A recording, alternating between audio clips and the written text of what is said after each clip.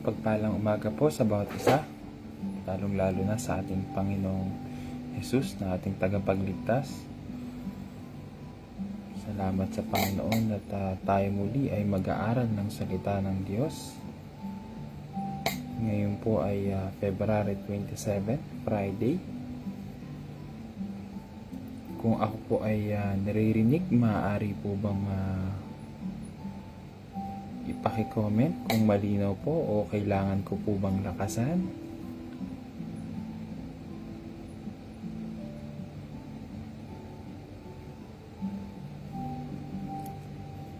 Welcome po mga kapatid.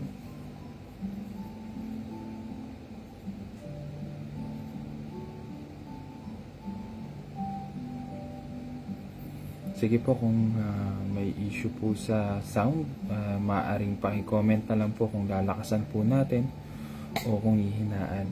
Again, mapagpalang umaga po ulit sa bawat isa. Ako po si kapatid na Nathan dito po sa DFC UAE. Maraming pasalamat kapatid na Edgardo. Tayo po ay nandito sa DFC Dubai UAE. Ngayon po ay alauna ng 1:33 AM na po dito ng umaga.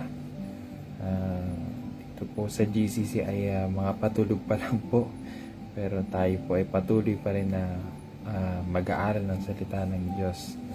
Magpalang gabi po Sis Marisa,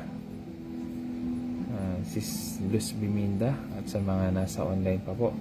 Sige po, bago po tayo magsimula ng pag-aaral ng salita ng Diyos, awitan natin ng Panginoon, dakilang katapatan. Salamat sa Panginoon. Salamat sa inyong kadakilaan, Panginoon. Hallelujah. Tulad nga po ng inawit namin, Panginoon, agad, dakila kayo sa aming buhay, Panginoon, agad. Hallelujah. Salamat, O Diyos, sa inyong kabutihan, Panginoon, agad. Panginoon, sa bagang ito, hinihingi ko po ang inyong kapatawaran sa bawat isa. Paglilinis po, Panginoon, agad.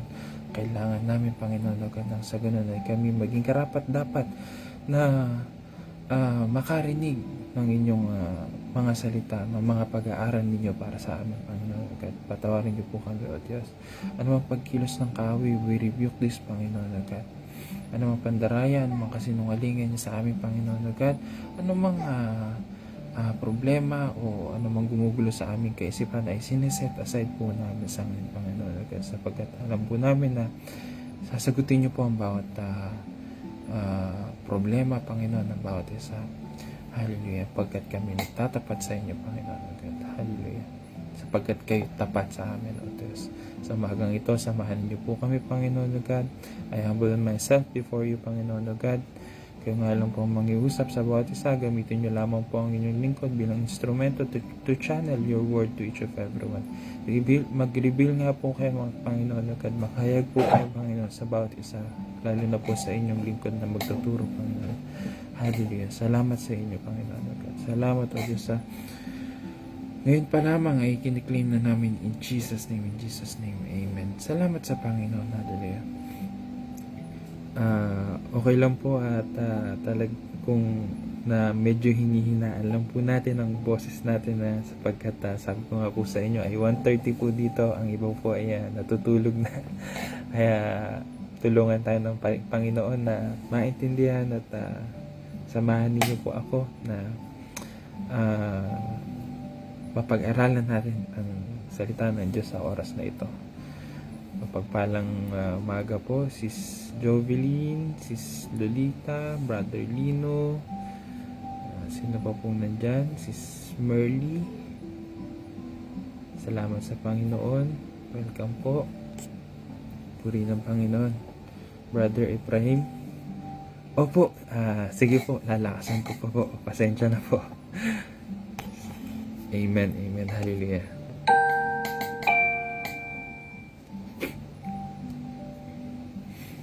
Amen. Sige po. Pagpalang umaga po, Sis Nanette. Ngayong oras na ito ay pag-aaralan natin ng eto po, lalakasan na po natin.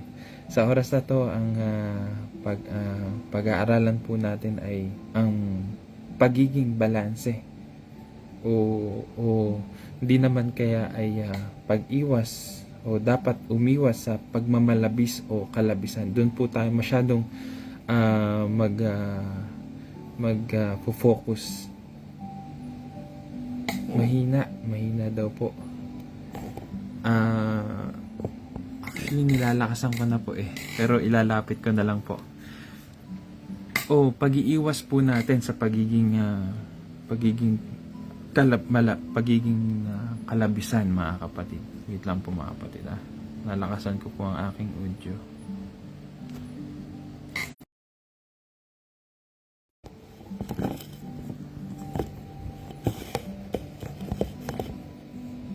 Amen po rin ng Panginoon. Hallelujah.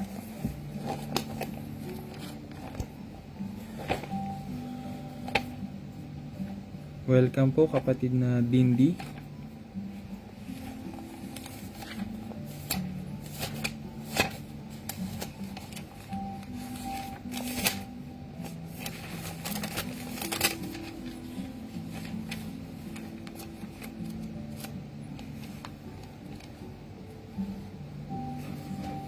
Amen po. Tayo po yung magbasa sa Ecclesiastes chapter 7 verse 16 to 18.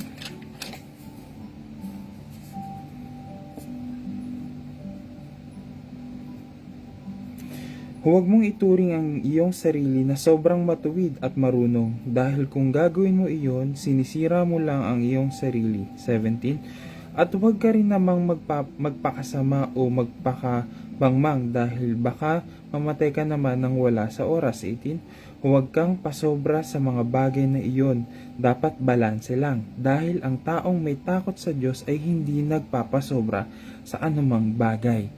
Mga kapatid, noong una hindi ko po maintindihan yung sa verse 16 Talagang iniisip ko, bakit hindi natin dapat hindi tayo maging sobrang matuwid? O hindi kaya ay sobrang marunong?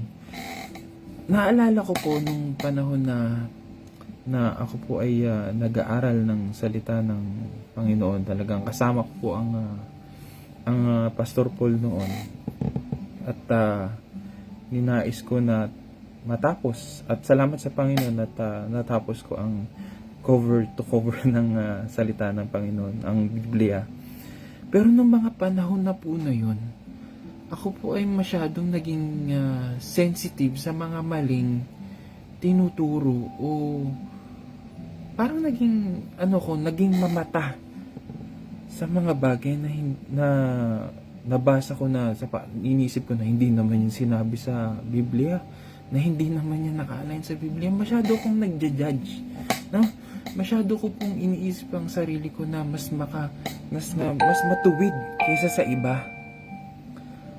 So, nung na-realize ko yun, dapat ba itigil ko yung pagbabasa? Hindi naman po. Natapos naman po natin yung pagbabasa na yun. Pero, yung pala, ang nangyari ay ginagawa kong lisensya ang pagkakaroon ng kaalaman sa Biblia na ma-judge ko ang iba. Hindi lang po yun, mga kapatid tumataas din po yung pride ko. Parang nawawala po yung dahilan kung bakit nga ba ako nagbabasa. Para lang ba ito maipamukha ko sa iba na nagbabasa ako ng salita ng Diyos? Para lang ba masabi ko sa iba na mas marami akong alam kaysa sa iba? Yung pala, nagkakaroon ako ng maling motibo. So, yun po daw po ang iwasan natin, yung pagiging sobrang matuwid at marunong, mga kapatid. May mga pagkakataon po na, yes po, may alam tayo, pero may panahon po na hindi natin kailangan magsalita. May panahon na kailangan lang po natin na makinig para maging balanse, mga kapatid. Sabi dito sa actually, ang nagsulat po nito ay yung isa sa pinakamatalinong tao. Bakit po? Dinanas niya yung pagiging matalino, pagiging mahina ang kaisipan, pagiging baliw, pagiging mayaman, dinanas niya na po. Pero sabi niya po doon sa may 15, sa buhay kong walang saysay. Tingnan niyo po may access siya ng kayamanan, may access po siya ng wisdom and knowledge, pero tinuring niya ang sarili niya na ang buhay niya ay walang saysay. Nakita ko ang lahat ng bagay, ang matuwid ay maagang namamatay sa kabila ng kanilang matuwid na pamumuhay, at ang masasama sa kabila ng kanilang kasamaan ay nabubuhay ng matagal. So, kung nakikita niyo po bakit po nagiging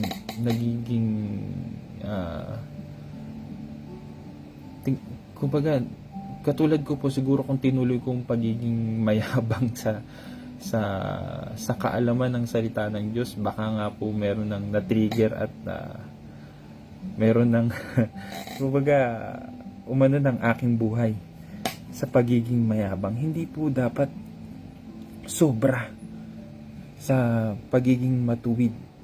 May mga pagkakataon na laban tayo. Gusto nating depensahan ng sarili natin, gusto nating depensahan ng ating pananampalataya. Gusto nating depensahan ng Panginoon. Mga kapatid, tandaan natin, ang Panginoon ay makapangyarihan na. Kaya niya pong depensahan ng sarili niya, mga kapatid.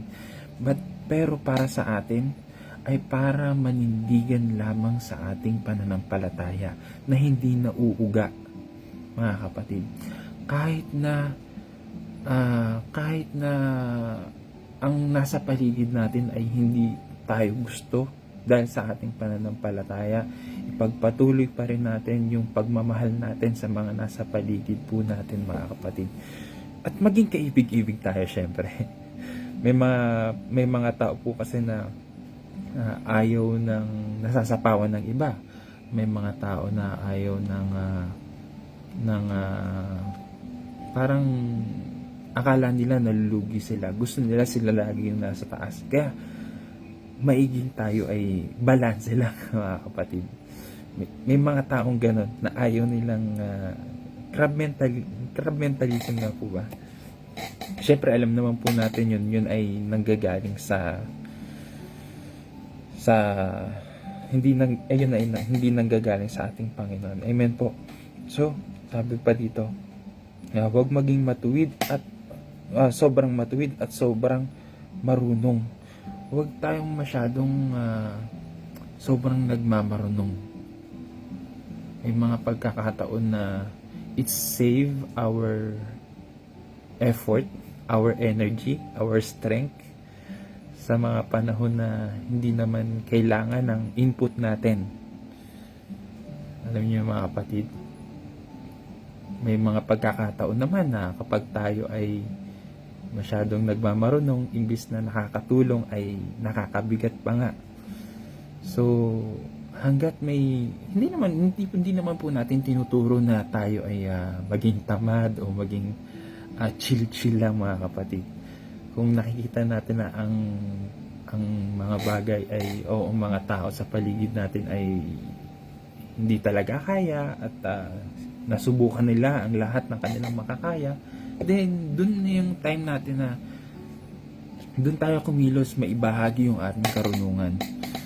May mga pagkakataon naman, mga kapatid, na sa debate, alam naman po natin yan, against tayo sa debate. Pagka may tao po na nais makipag-argumento at may sinabi na patungkol sa ating pananampalataya, atras na tayo. Kasi hindi naman natin masasalba yung meron ng nakaharang sa kanilang kaisipan. Unless sila ay talagang naghahanap, sila ay nagtatanong, sila ay gustong matuto. Yun po yung time na tayo ay dapat sumagot. Hindi po yung china-challenge tayo, no, mga kapatid, kasi wala silang matututunan at meron na silang kaalaman. So kapag sumagot ka pa ay magiging debate at alam niyo po yun, hindi siya magiging magandang resulta. So ano pa po, pagdating naman po dun sa may bandang sabi po dun sa dulo ng 16, dahil kung gagawin mo iyon, sinisira mo lang ang iyong sarili. So it's a self-destruction mga kapatid pagka sobra daw kung righteous o sobra yung wisdom. Sabi nga po, di ba, na mas nagbumukha pang matalino yung tahimik kaysa sa madalas na nagsasalita. Amen po. So, wag tayong padalos-dalos, wag tayong yes, may kaalaman, hindi natin kailangan laging sumagot sa mga bagay na hindi naman tayo tinatanong. So, tayo ay magpakampante lang. Tayo ay magpakontento lang. At peace lagi. Amen po. Kung may nagtanong, sagot. Kung may nagsasalita lang at hindi naman tinatanong, let us just kasi kalabisan na yun kung hindi naman tayo tinatanong at mag-i-input tayo unless tayo ay tinatanong lamang. Amen po. So sabi dito, yung godliness avoids extreme dun sa bandang dulo. Dahil ang taong may takot sa Diyos, ng verse 18 po ng Mangangaral 7, sabi po sa dulo, dahil ang taong may takot sa Diyos ay hindi nagpapasobra sa anumang bagay.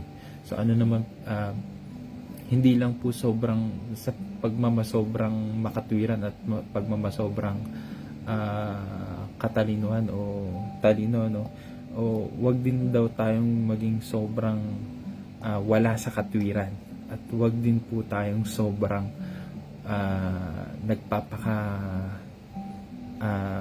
walang karunungan. May mga pagkakataon po na kailangan nating matuto sa isang bagay at may apply yung ating pinag-aralan. Amen po. Para nang sa ganun naman ay maisalba natin ang ating sarili.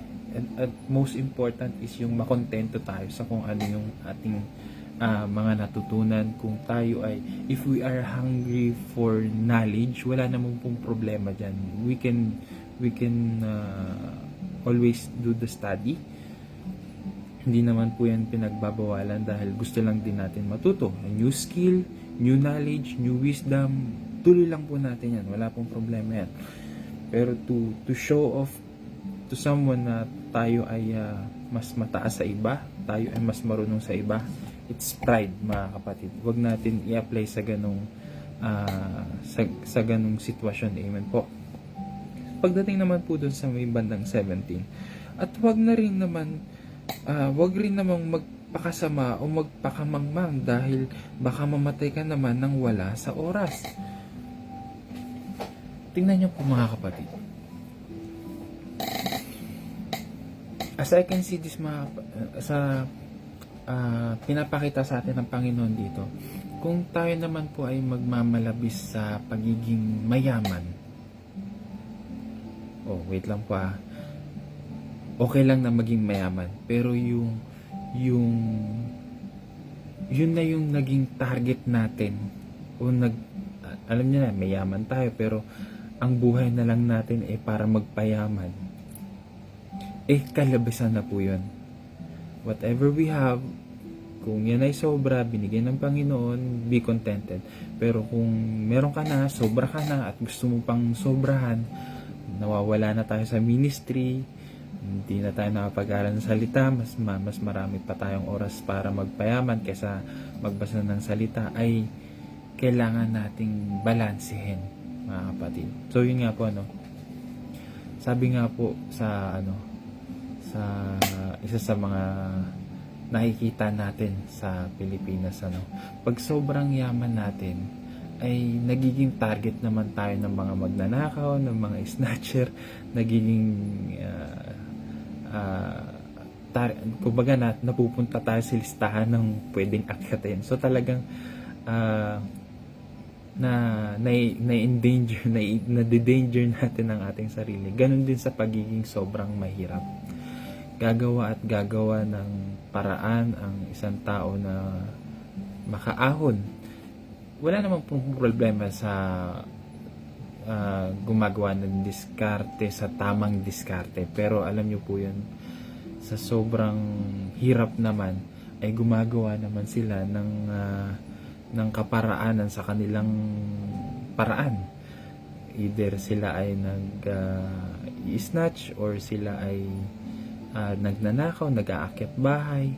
So, wag din tayong magpapaka sobrang labis na hirap. So, kailangan din pa rin natin na kumilos para tayo ay may earn para sa pang-araw-araw. So, i-avoid din natin yung sobrang hirap dahil yun ay nakakagawa ng hindi magandang kaparaanan.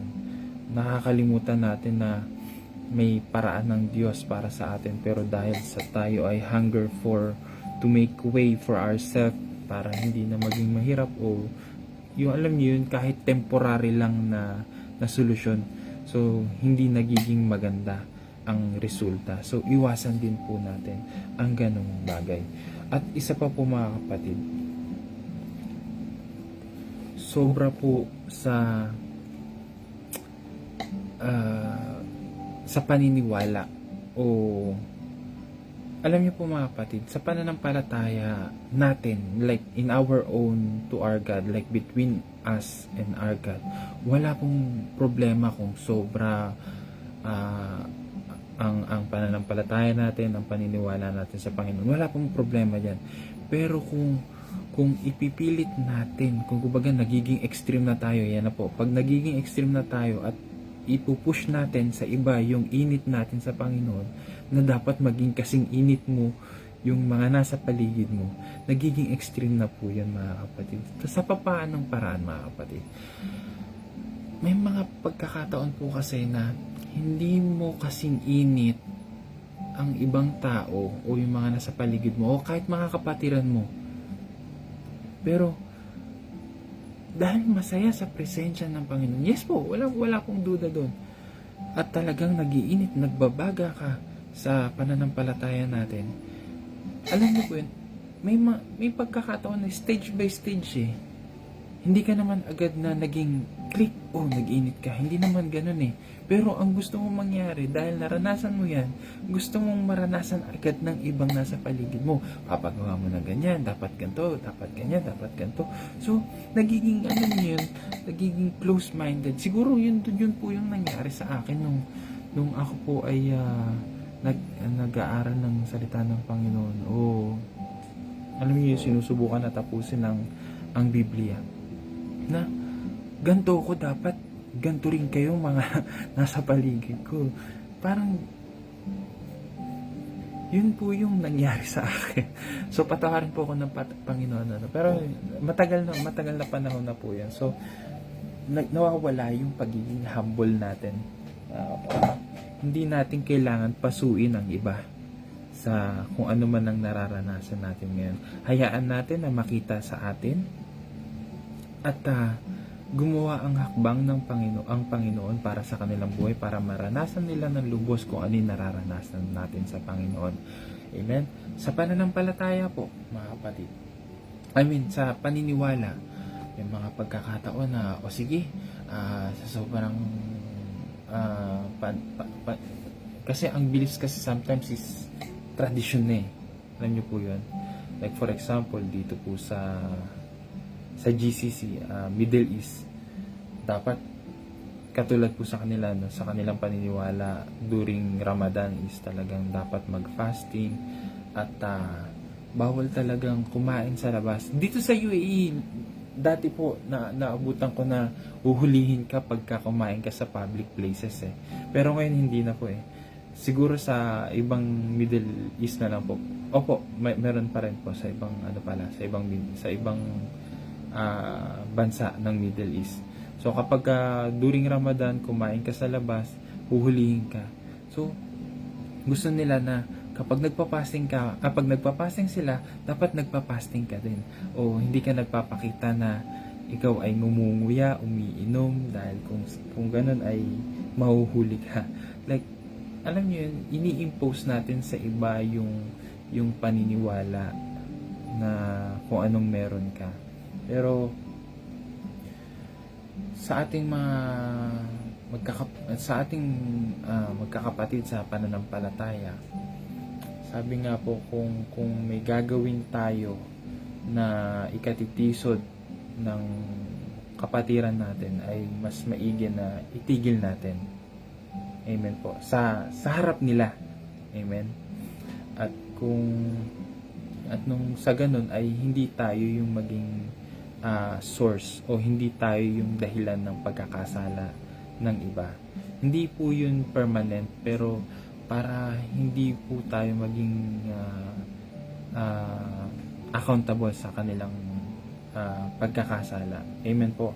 So ganun din po sa ating pananampalataya, sa ating paniniwala. Hindi rin po natin kailangan maging labis sa iba. Yes po, wala pong problema maging labis between sa atin at sa ating Panginoon.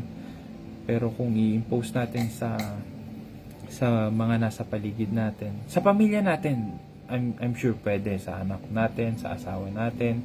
Alam natin medyo overtime. Bigyan nyo na lang po ako ng 5 minutes kasama po yung closing prayer.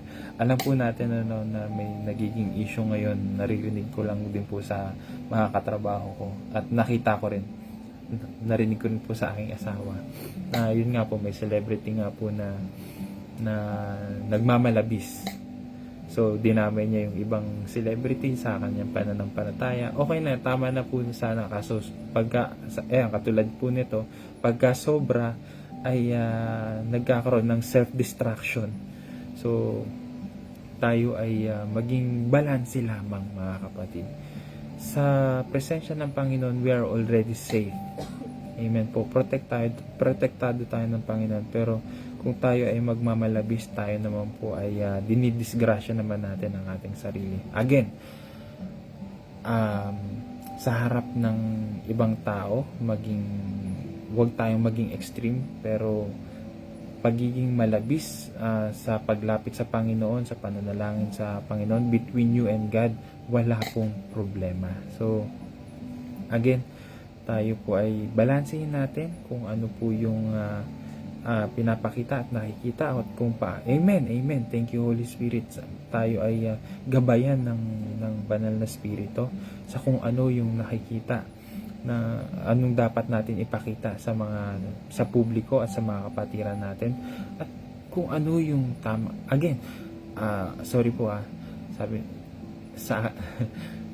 lagi naman tayo nakikita ng Panginoon. Lagi tayong naririnig ng Panginoon. Alam ng Panginoon kung ano yung nasa kaisipan natin. So, sa bawat paghakbang natin, let us always please our God. Huwag mong maging sobra. Huwag tayong maging sobrang judgmental sa mga nasa paligid natin. Tayo'y pinatawad, at kung ano yung ginawa sa atin ng Panginoon, may lisensya tayo at nagawin naman yun sa iba. Amen po. Ibig sabihin po nun, pinatawad tayo ng Panginoon, inintindi tayo ng Panginoon, ginabayan tayo ng Panginoon.